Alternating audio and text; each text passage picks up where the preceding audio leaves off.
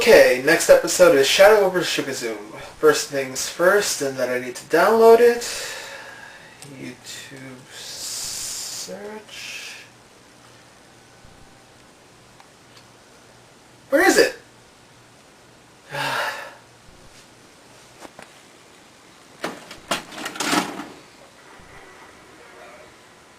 Before episodes were so readily available, this is how I had to get my episodes done.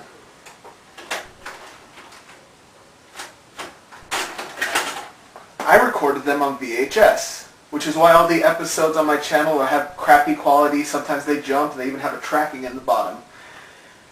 Because nobody had the episodes online. So how I did all my music videos was I recorded them straight off the TV and then transferred them from VHS to DVD. From there I would rip the DVD and then use them for music videos and whatnot. This is eventually how I got episodes on my site. However, because of the fact that episodes started to become uploaded in much better quality, that's why I stopped. However, I am not sure if every episode is available online. Hence why I still keep these VHSs and my DVD recorder, just in case. That was the wrong episode.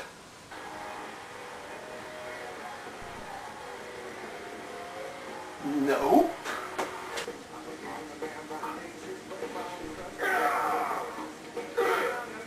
That's not it either.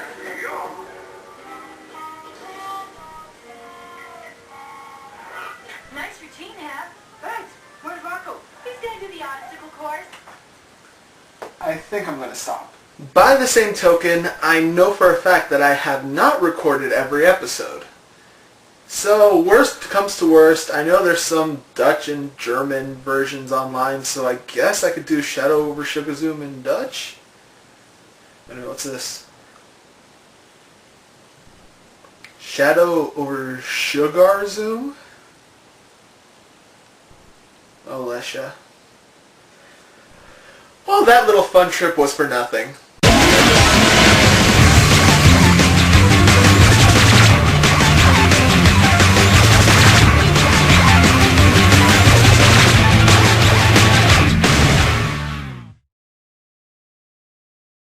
Episode 19, entitled Shadow Over Shuggazoom, wastes no time in establishing that not only is Skeleton King officially back, but is no longer stuck within the confines of a citadel of bone like he was in Season 1, as he prowls under Shuggazoom.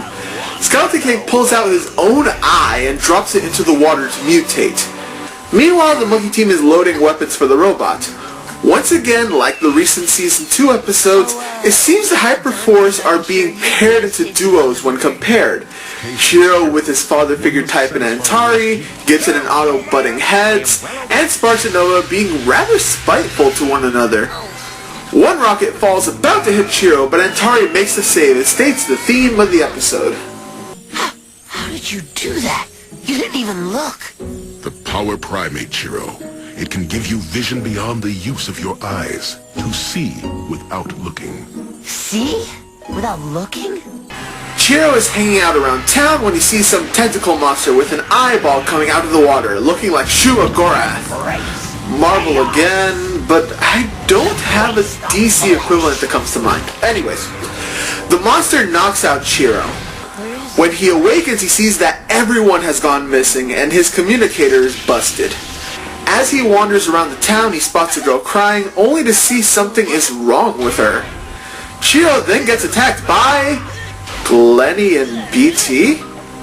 It turns out they were attacking since they thought Chiro had become transformed thanks to some kind of floating eye virus. No matter where Chiro goes, the eyeball monster is affecting the people around him. Chiro quickly realizes that sunlight is the weakness to the eye. Chiro lets the bully guys into the robot, but it seems the robot is abandoned too. But it turns out the monkeys are infected too. We get a possessed monkey team versus Chiro, while Chiro is also trying to protect BT and Glenny. Chiro is taken down by Gibson, but the lights go on as Antari has made it out just fine. Antari comes to Chiro's aid, but they have to run. Glenny isn't so lucky. Antari briefly shows why he wasn't infected. How come I didn't get you, Antari? Ah, right. You didn't need to look to see it coming. Chiro and the gang try to escape via the vents, but are heard. Chiro and Antari defends the monkey team off, even having Chiro rip off Gibson's arm. We learn via Antari that almost the entire town has been infected at this point, and everyone is going after the robot. Antari gets into the brain scrambler, aka the head of the robot, since I don't think I ever explained that each part of the robot is named, to try and take out the eye. When Antari gets the screen on though, he jumps into BT's line of sight and becomes infected as well. BT stupidly opens the door for the entire city of infected to make their way into the robot. So yeah, it's Chiro and BT versus the world at this point. Chiro finds the Sunrider bike, hey, remember that? And uses it as a means to escape. Chiro blindfolds himself. Why? Your eyes were covered. You can't see. I see without looking. You have been living with monkeys way too long. Chiro does well without looking, but BT decides to take a peek and becomes infected as well. So Chiro hits the ejector and tries to escape the city. Every time I say the words escape the city, I got Sonic Adventure 2 in my head. That's not good. The monkeys are avoided mostly by Chiro, but Otto destroys the bike, causing Chiro to crash. Chiro fights valiantly, but it turns out is no match for the monkey team alone, as he is soundly defeated and all looks lost.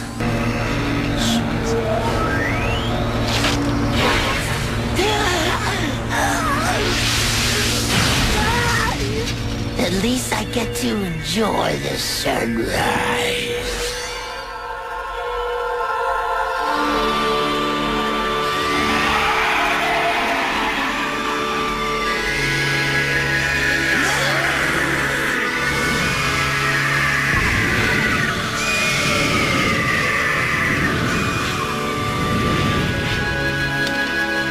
Everything returns to normal, the monkeys are relieved but confused, and we end the episode with an angry Skeleton King pulling something else from up his sleeve.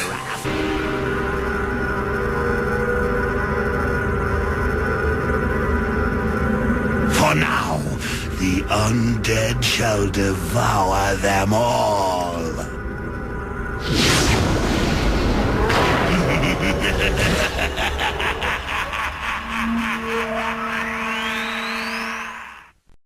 For the horror movie fans out there, this episode very much has a feel of 28 Days Later. For those who never saw the movie, it's about a man who wakes up in an abandoned city only to realize the entire town is infected with a zombie-like virus. This episode has all the feels of a classic zombie movie and plays it off well by bringing in minor characters from earlier episodes as unfortunate victims, like Mr. Gag Slapper, the guy with the stuffed penguin he keeps calling Mr. Cheapers, Mud Pashango, I hate them, and others. And now, moments every zombie show or movie needs. Personal sacrifice. Guys, there it is!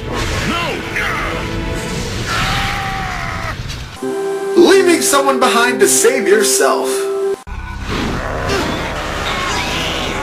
let him get me! Glenny! No! It's too late. He's gone. Attacking someone you care for to protect yourself. I'm sorry, my friend. Claw Disruptor! Moments where you think people are going to be fine, only for them to not be.